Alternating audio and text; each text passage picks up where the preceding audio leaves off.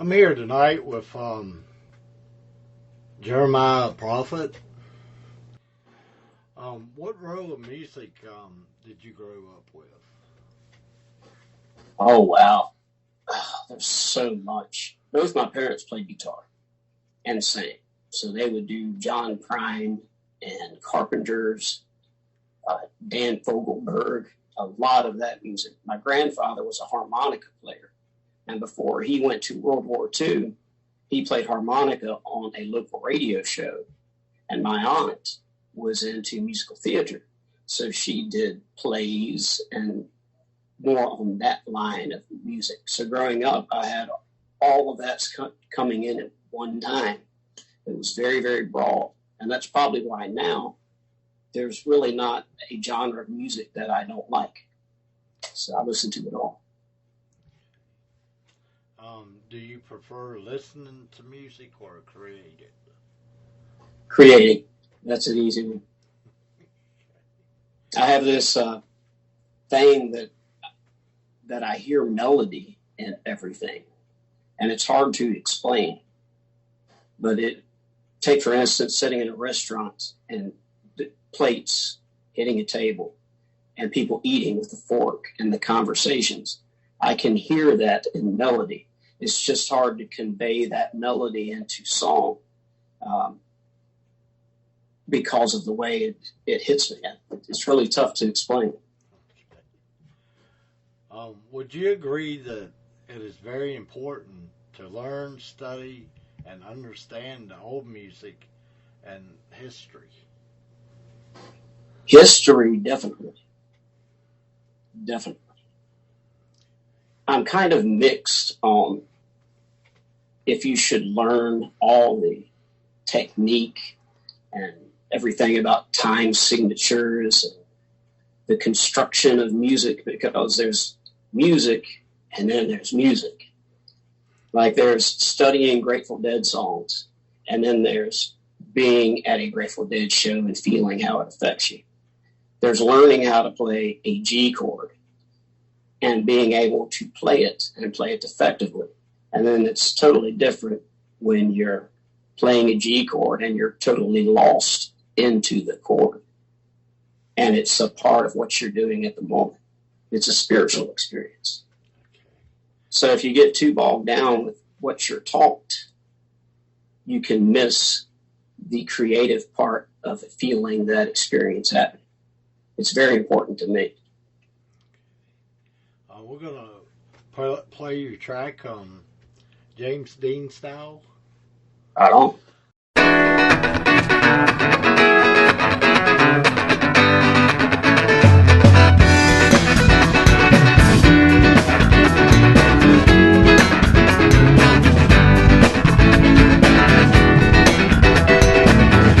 Lately I've been kind of strung out. I got too much drugs running through my brain, babe. Problems got me by the throat. Hardcore now, living a life in chains.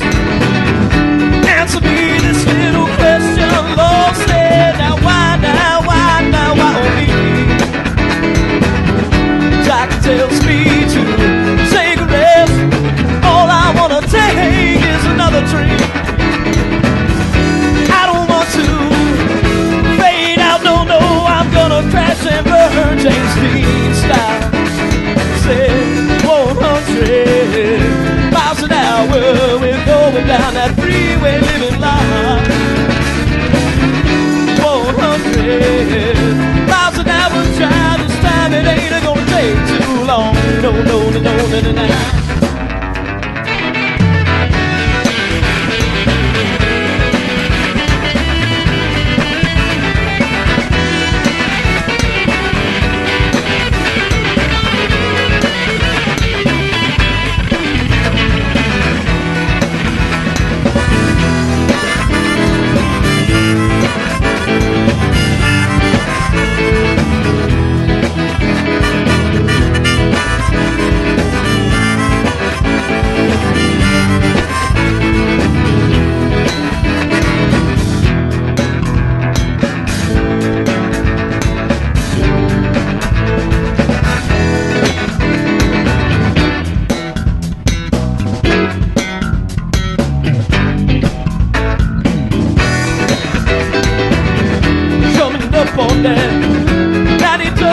ain't gonna turn this time. We're gonna crash and burn my day.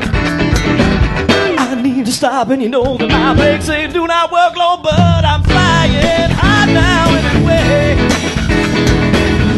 Panic keep, panic sweat, Lord, I'm not a rich man with many regrets.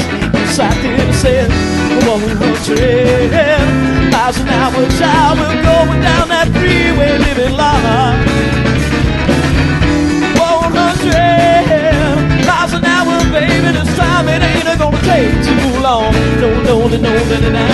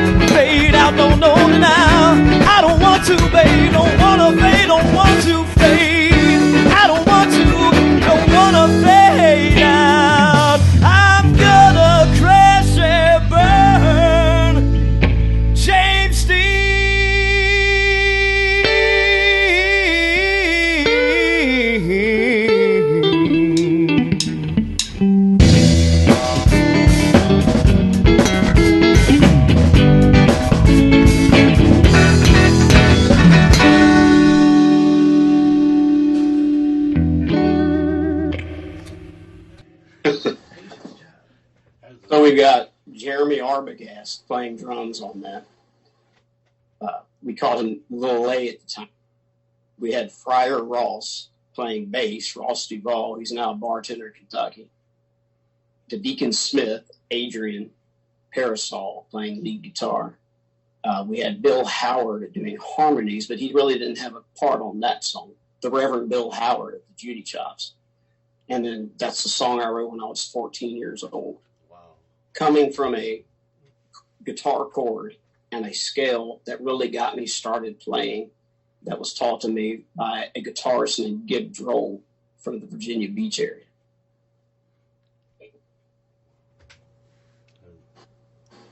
Pretty long song, but it was good. Yeah, I have a tendency to write very long songs, especially at 14 years old. That was in the first 20 songs I had ever written. Wow. That's one of them. What can you tell me about your best and worst performance?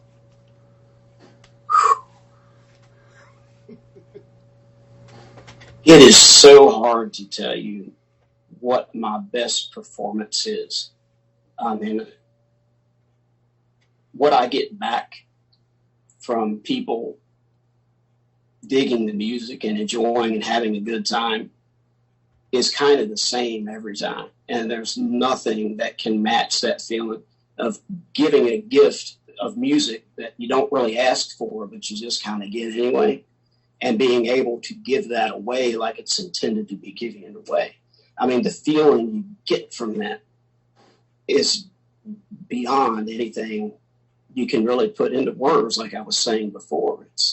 It's like the biggest natural high you will ever have in your life. And every time, if you get to that zone, you're in that place, and that's how it is. The worst performances I've had, being a type 1 brittle diabetic, is like one time at Lakeview Golf Course, I was playing music with Ryan Garst. My blood sugar got low, my insulin pump got out. I had to duct tape it to my body.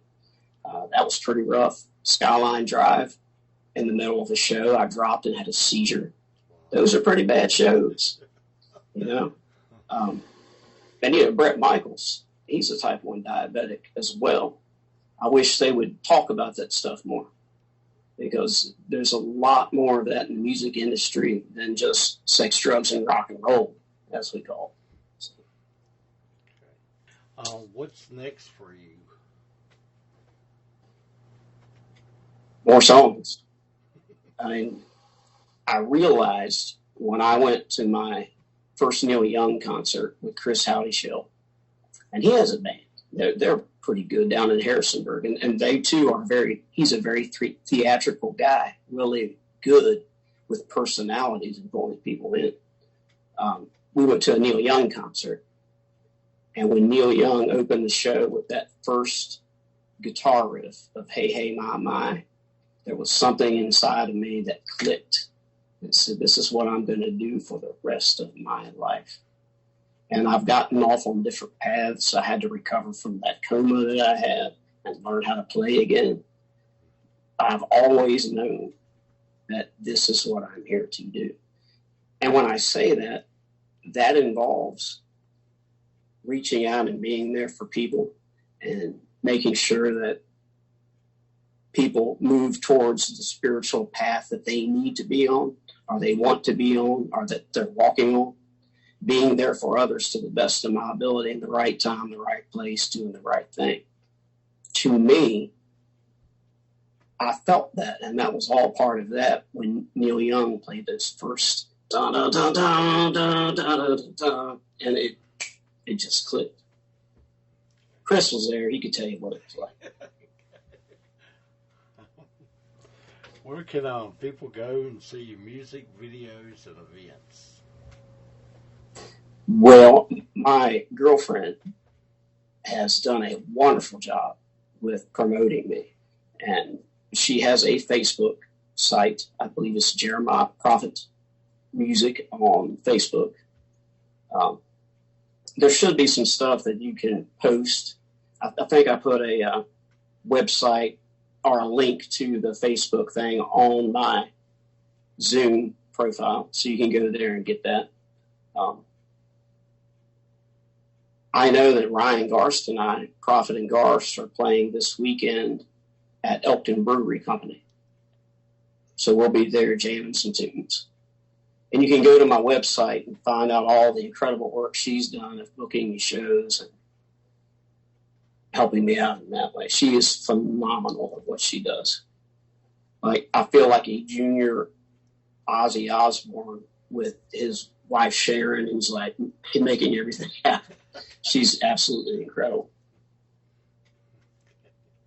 Well, thanks for being on the show tonight. I enjoyed having you.